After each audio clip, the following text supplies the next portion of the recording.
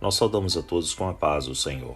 Hoje nós estamos meditando no Evangelho segundo Mateus, no capítulo 17, do verso 22 ao 23. O nosso tema, a tristeza dos discípulos. O texto bíblico nos diz assim: reunindo-se eles na Galiléia, Jesus lhes disse: o Filho do Homem será entregue nas mãos dos homens.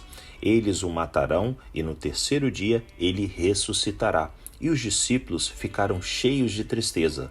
Meus amados, ao partir do sopé do Monte Tabor, localizado a sudoeste de Nazaré, onde ocorreu a cura do menino possesso, Jesus e seus discípulos atravessaram a pé a Galiléia, porém com muita discrição.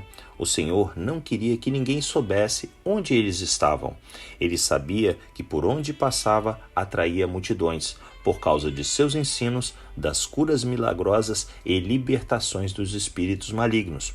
Naquele momento, o mestre desejava ter um tempo a sós com os seus discípulos para conversar sobre o seu martírio, preparando-os para o que aconteceria em breve com ele, quando fosse entregue aos religiosos para ser maltratado e morto.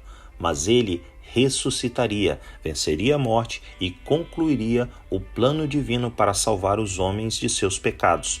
Essa foi a segunda vez que o mestre falou abertamente para os 12 sobre a sua paixão.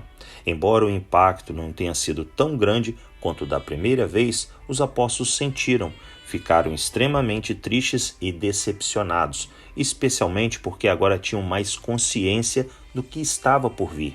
Momentos de sofrimento, tristeza e incertezas sobre o futuro, principalmente sobre o que seria deles sem o mestre. Afinal, como evitar que as profecias se cumprissem? Como entender a justiça divina diante do sofrimento reservado para o amado mestre? Para aqueles homens simples, eram perguntas sem respostas. Eles somente tinham que aceitar a realidade revelada pelo Messias. Restava a eles o consolo de que o Senhor retornaria após 3 dias. Todavia, como compreender esse ressurgimento?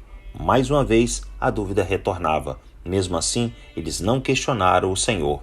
Cristo sabia das dúvidas, preocupações e compreendia as limitações espirituais de seus discípulos, mas não deixou de avisá-los para que não fossem surpreendidos. Era necessário prepará-los da melhor forma possível para a sua paixão.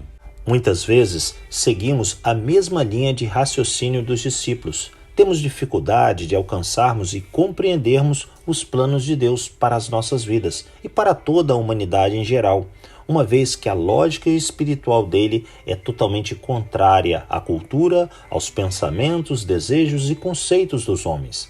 Um bom exemplo são os alertas nas Sagradas Escrituras sobre a volta de Jesus. Muitos não acreditam, outros desprezam, outros ainda ignoram os avisos para fazerem a própria vontade. Todavia o Senhor não mente, nem a sua palavra muda. Assim, não haverá desculpas para essas pessoas no dia da volta do Senhor. Para os que creem na promessa, quando ele voltar, os mortos ressuscitarão, e os que estiverem vivos serão arrebatados num piscar de olhos. Juntos, todos viveremos eternamente em paz e felizes na presença do Todo-Poderoso, sem nenhum tipo de tribulação ou sofrimento. 1 Tessalonicenses 4, de 16 a 18 diz: pois dada a ordem, com a voz do arcanjo e o ressoar da trombeta de Deus, o próprio Senhor descerá do céu, e os mortos em Cristo ressuscitarão primeiro. Depois disso, os que estivermos vivos seremos arrebatados, juntamente com eles nas nuvens, para o encontro com o Senhor nos ares, e assim estaremos com o Senhor para sempre. Consolem-se uns aos outros com estas palavras. Meus amados, que Deus nos abençoe em mais esse dia de meditar na sua palavra.